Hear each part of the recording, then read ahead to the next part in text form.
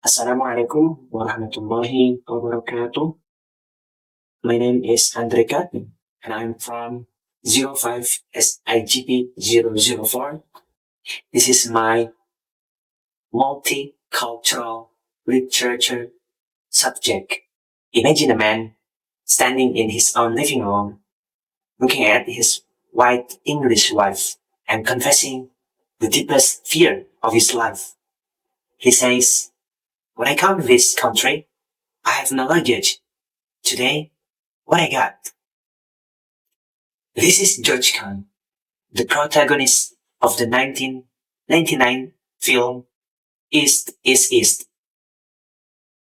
To many, George is a villain, a tyrant who beats his wife and forces his kids into arranged marriages.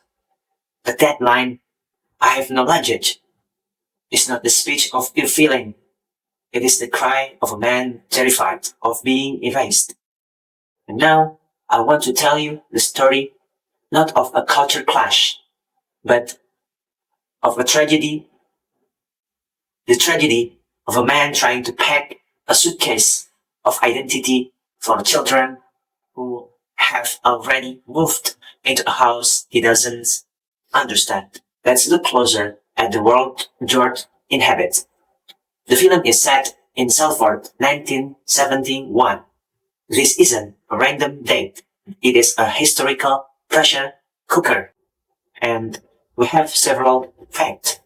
And the first fact is it is the era of Enoch Powell.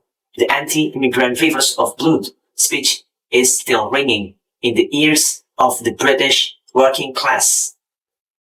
And the second fact, the Immigrants Act of 1971 is closing the door on Commonwealth citizens. And the third fact is 1,000 miles of ways. And the third fact, far from England, thousands of miles away, the Bangladesh Liberation War is tearing Pakistan apart. We can observe that George can't have a chip shop is a battlefield. Behind the counter, George listens to war news on the radio and demands his family to be pure Pakistanis. In front of the counter, he sells pork sausage to white neighbors to survive. This chip shop is what we observe as the front line of hybridity. And how do we connect this specific chaos to a broader understanding of identity? We turn to post-colonial theories by Homi K. Bhabha. Bhabha introduced the concept of the third space, that the George Khan family does not live in Pakistan, but either they do not live in white England. They live in the third space, a zone where culture is not inherited, but negotiated. We know from the character of this film. The first is Tariq. He calls himself Tony, that Tariq wears 70s disco clothes. Bhabha calls this as mimicry. Tariq mimics the white working class to survive, but his father, this isn't survive. It's a menace. It's a betrayal by his father's perception. The connection is that everyone in his film is wearing a costume. George Khan wears the costume of a pious Muslim patriarch.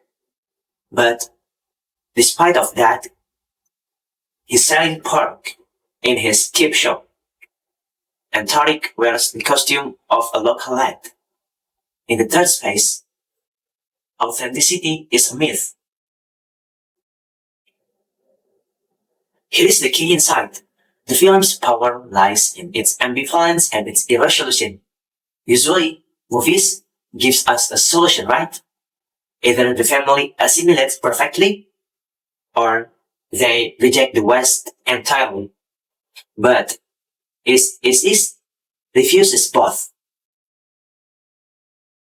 The first of the inside is George tries to fix his children's identity, literally marking his son Sajid via circumcision, because he feels his own identity slipping away.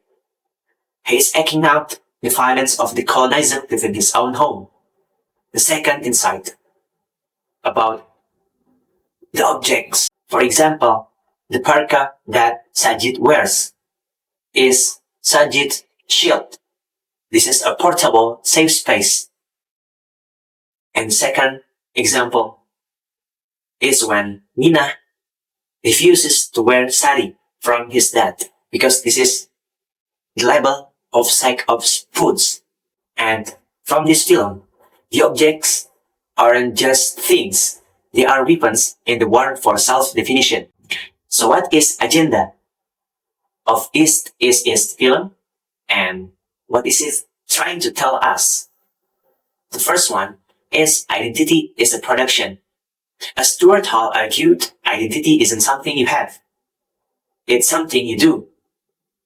The Georgetown children are actively producing new identities every day.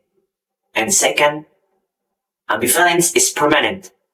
Georgetown loves his family, but he also fears them. He is drawn to England for money, but repulsed by its culture. This ambivalence isn't a flaw, it's the condition of the migrant. And the third is resistance takes many forms. Whether it's Mina wearing jeans, Salim creating subversive art to insult the other family, or Ella, the wife of George Khan, finally standing up to her husband, George. Because resistance isn't always a revolution. Sometimes it's just eating a biscuit you weren't supposed to have. And what is the lesson from this film? The lesson is that irresolution is reality. We live in a world that demands we pick a side, East or West, native or immigrant. East is East teaches us that survival isn't about picking a side. It's about learning to live in the in-between. It teaches us that we all carry luggage, but sometimes to survive the future, we have to be willing to unpack it and rearrange what's inside. Thank you from me. Thank you for watching me. Wassalamualaikum warahmatullahi wabarakatuh.